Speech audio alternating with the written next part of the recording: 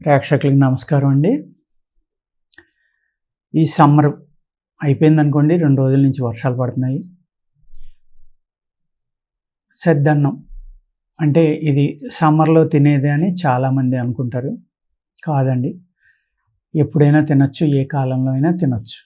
కానీ ఏ శరీర తత్వం ఉన్న వాళ్ళకి పడుతుంది, ఎవరికి పడదు అని చూసుకుని తింటే ఇబ్బంది ఉండదండి. కొంతమందికి వాతతత్వం కానీ ఇటువంటి వాళ్ళకి ఏంటంటే ఇది చలవ చేస్తుంది కాబట్టి ఇబ్బంది పెట్టచ్చు. అటువంటిప్పుడు మీరు ఆవు పెరుగుతోటి కనుక చేసుకుంటే, నాటు ఆవు పెరుగుతోటి ఆ చల్లదనం అనేది ఉండదండి. పూర్వం ఏం చేసేవారంటే కాస్త గంజి కాస్త ఇది కలుపుకుని తినేవారు. తినేటప్పుడు కూడా మీరంటే రాత్రి వండిన అన్నాన్ని గోరువెచ్చగా ఉండగా గోరువెచ్చని పాలలో వేసి ఒక ఉల్లిపాయ తీసుకుని, నీరుల్లిపాయ మనం కూరలో వేసుకునేది ఈ సైజు తీసుకుని సన్నగా తురిమి అందులో వేసేసి తోడు పెట్టుకోండి. వాత శరీరాలు ఒక మిరపకాయని పచ్చిమిరపకాయ అందులో పాడేస్తే వాతం అనేది ఉండదన్నమాట. ఇది పూర్వం మనకు సామెత ఉంది, సద్దిబువ్వ తిన్న అమ్మ మొగుడు ఆకలి ఎరగదు అని. అంటే సద్దిబువ్వ తింటే ఆకలి అదనమాట. అంత బలమైన అందులో ప్రోటీన్స్ ఇవన్నీ ఉన్నాయని దాని అర్థం. అసలు ఆకలి మర్చిపోతారనమాట సద్దన్నం తిన్నవాళ్ళు. అప్పుడు ఏమైంది, ఆవిడ సద్దన్నం తిందనుకోండి, భర్తకు ఆకలి అయిందో లేదో ఆవిడ జ్ఞాపకం రాదు కదా. పూర్వం ఇవాళ టిఫిన్ వచ్చింది కాబట్టి టిఫిన్ అంటున్నాం, బ్రేక్ఫాస్ట్ అంటున్నాం, రకరకాలు. అంటే టిఫినే బ్రేక్ఫాస్ట్ అంటున్నాం, ఉదయం టిఫిన్ తింటున్నాం. ఈ టిఫిన్స్ అనేవి లేకపోతే పూర్వం సద్దన్నమే తినేవారండి. ఇప్పుడు కొత్తగా అన్ని రకాలు, చాలా రకాలు వచ్చినాయి. మనం ఇవన్నీ తినటం నేర్చుకున్నాం.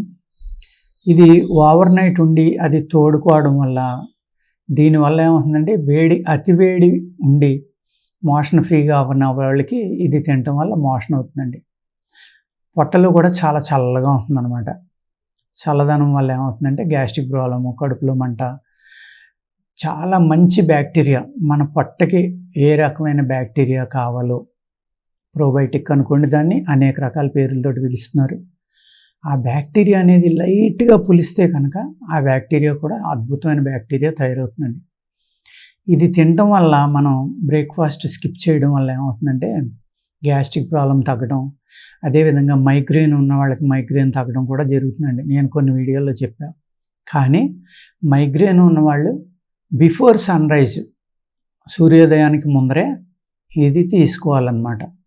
ఆ విధంగా కొద్ది రోజులు కనుక తీసుకుంటే మైగ్రేన్ చాలా వరకు తగ్గుతుందండి. పూర్తిగా తగ్గిపోయిన వాళ్ళు ఉంటారు, సగం తగ్గిన వాళ్ళు ఉండొచ్చు. అంచేత ఈ సద్ది అన్నం అనేది చాలా మంచిదన్నమాట. ఇందులో మనం నైట్ తోడు పెట్టుకుని తినేది దాన్ని సద్దన్నం అంటారు. లేకపోతే అన్నం వార్చిన గంజి ఉంటుంది కదండి, ఆ గంజిని కొంచెం నీళ్లు పోసి అందులో అన్నం వేసేసుకుని ఉంచుకుని ఉదయం తింటారు. అదే ఒరిస్సాలో ఉందనుకోండి, ఓన్లీ నీళ్లలోనే నానబెడతారు రైస్.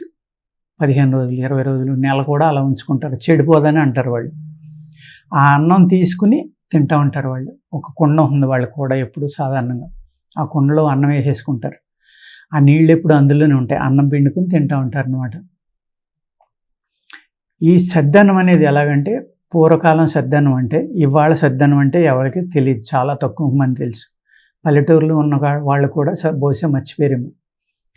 ఈ రాత్రి పాలు పోసి పెరుగు తోడు పెట్టుకున్న అన్నాన్ని తినటం కూడా అది రాత్రి ఓవర్ నైట్ ఉంది కాబట్టి సద్దన్నం అనొచ్చు. పూర్వకాలంలో సద్దన్నం అంటే ఓన్లీ గంజి నీళ్లు కలిపండి, ఉదయం అన్నం వండి అందులో వేసుకోవడం, రాత్రి అన్నం వండింది అందులో వేసుకుని తెల్లారిన తర్వాత తినేవారు అనమాట. ఈ రెండు కలిపి అలా వదిలేయటం వల్ల ఏమవుతుందంటే ఫెర్మెంట్ అయ్యి అందులో మన పొట్టకి, మన గట్టుకు కావాల్సిన అద్భుతమైన బ్యాక్టీరియా అందులో తయారయ్యేదండి. దానివల్ల గ్యాస్ట్రిక్ ప్రాబ్లం తగ్గడం, ఇండైజెషన్ తగ్గడం. మీకు పొట్టలో ఎప్పుడైతే గుడ్ బ్యాక్టీరియా ఉందో ఈ పొట్టలో ఉన్న గుడ్ బ్యాక్టీరియాకి ఇంకా సపోర్ట్ ఇచ్చి ఇమ్యూనిటీ కూడా పెరుగుతుందండి.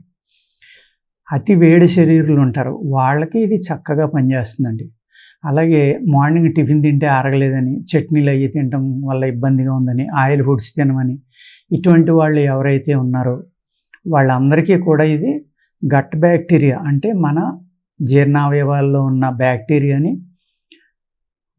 ఇమ్యూనిటీ పెంచి వాళ్ళకి సపోర్ట్ చేసి ఇది కూడా ఇమ్యూనిటీ బ్యాక్టీరియా తయారయ్యి గ్యాస్ ప్రాబ్లము, గ్యాస్ట్రిక్ ప్రాబ్లము, అంటే reflection, gas problem, gastric problem ఒకటేలండి. రిఫ్లెక్షన్ వస్తుంది కదా గ్యాస్ ప్రాబ్లం వల్ల, అది తగ్గిస్తుంది. బ్లోటింగ్ తగ్గిస్తుంది. చక్కగా జీర్ణం అయ్యి చాలా బలం అన్నమాట ఇది. మామూలుగా మనం అప్పటికప్పుడు పెరుగు పోసుకొని తినేదానికన్నా ఇలా తోడు పెట్టుకుని తిన్నాను చాలా బలం. ఓకేనండి. పాలు నుంచి పెరుగుగా మారుతుంది, అక్కడ రియాక్షన్ జరుగుతుంది, అది ఇంక పాలుకి సంబంధం లేదు. పూర్వం ఏం చేసేవారంటే కూరలు అనేవి కూడా చాలా తక్కువ మంది వండుకునేవారు కాబట్టి ఒక ఉల్లిపాయ ముక్కలు కోసి అందులో పాడేయటం, కానీ ఉల్లిపాయ పళంగా 2 పచ్చిమిరకాయలు కారాన్ని బట్టి 1 పచ్చిమిరకాయ, 2 పచ్చిమిరకాయలు, 3 పచ్చిమిరకాయలు ఇలా అందులో వేసేసి ఉంచేసుకునేవారు ఈ సద్దన్నం అనేది. ఉదయం చక్కగా కాస్త ఉప్పు వేసుకుని అందులో పని చేసుకునేవాళ్ళు కానీ బయట వాళ్ళు కానీ సద్దన్నం. మా చిన్నతనంలో మా పొలంలో పని చేయడానికి వచ్చిన వాళ్ళు సద్దన్నం తెచ్చుకుంటే దాని రుచి ఎలా ఉందో చూద్దాం అని ఒక ముద్ద పెట్టమని కూడా అడిగి మేము తినేవాళ్ళం. మా ఇంట్లో తెలిస్తే తిడతారని భయపడి వాళ్ళ ఎవరికి చెప్పొద్దని చెప్పి మరీ మేము తినేవాళ్ళం అనమాట.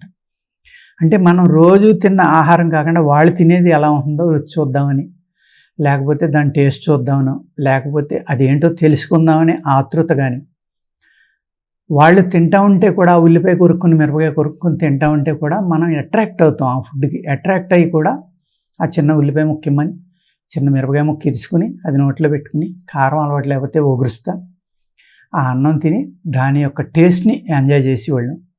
కానీ ఇంట్లో ఎప్పుడైనా అడిగితే తిడతారేమో అని అప్పుడప్పుడు మా అమ్మగారితోటి గంజి అన్నం పెట్టండి, రాత్రి గంజిలో అన్నం వేసి ఉంచండి, పొద్దున్న తింటాం, వేసవికాలం చలవంట అని ఏదో చెప్పి తింటా ఉండేవాళ్ళు అనమాట. ఏది దొరకదో దాని మీదకి మనిషి యొక్క మనస్సు వెళ్తూ ఉంటుంది కాబట్టి చిన్నతనంలో అలా వెళ్ళేవాళ్ళమో ఎలా వెళ్ళేవాళ్ళమో తెలియదండి. సద్దన్నం తినడం అనేది చాలా అద్భుతమైన అలవాటు అండి. అది చాలా మంచి అలవాటు. అది తినడం వల్ల ఏమవుతుందంటే ఈ బ్రేక్ఫాస్ట్లు ఇవి అవాయిడ్ చేయడం వల్ల ఆయిల్స్ అయ్యి మార్నింగు మీరు చక్కగా సద్దన్నం తినడం వల్ల మీ పొట్టలో ఉన్న బ్యాక్టీరియా మంచి బ్యాక్టీరియాగా తయారయ్యి గ్యాస్ట్రిక్ ప్రాబ్లమ్స్ అవన్నీ తగ్గటం, నీరసం లేకపోవటం, అతివేడి వల్ల కాళ్ళు లాగటం, అతివేడి వల్ల మైగ్రేన్ రావడం, తలపోటు రావడం, అరికాళ్ళు అరిచేతులు మంటలు ఉండటం, ఇలాంటి వాళ్ళందరికీ కూడా వాళ్ళు ఏం చేస్తారంటే మిరపకాయ లేకుండా ఓన్లీ ఉల్లిపాయ ముక్కలు వేసుకుని తినండి. ఈ ఉల్లిపాయ అనేది కూడా ఏమవుతుందంటే దాంట్లో ఎప్పుడైతే ఊరిందో మీ పొట్ట యొక్క ఆరోగ్యాన్ని చాలా అంటే చాలా బాగు చేస్తుంది అనమాట. మనం హోటల్స్కి వెళ్తూ ఉంటాం, వెనిగర్లో వేసిన ఉల్లిపాయలు తింటూ ఉంటాం, అది పొట్ట యొక్క ఆరోగ్యాన్ని చాలా బాగు చేస్తుంది అనమాట. అంత పని ఇక్కడ మనకి ఈ సద్దన్నం కానీ అన్నంలో పాలు పోసి ఉల్లిపాయ వేసి తోడు పెట్టుకుని మొన్నాడు తిన్న పాలు తోడు పెట్టుకున్న సద్దన్నం కానీ లేకపోతే గంజి కలుపుకున్న సద్దన్నం కానీ ఈ విధంగా మనకి అనేక రకాలుగా వైద్యోపయోగాలు ఉన్నాయి, మంచి ఆహారం కూడా. ఓకేనండి, నమస్కారం.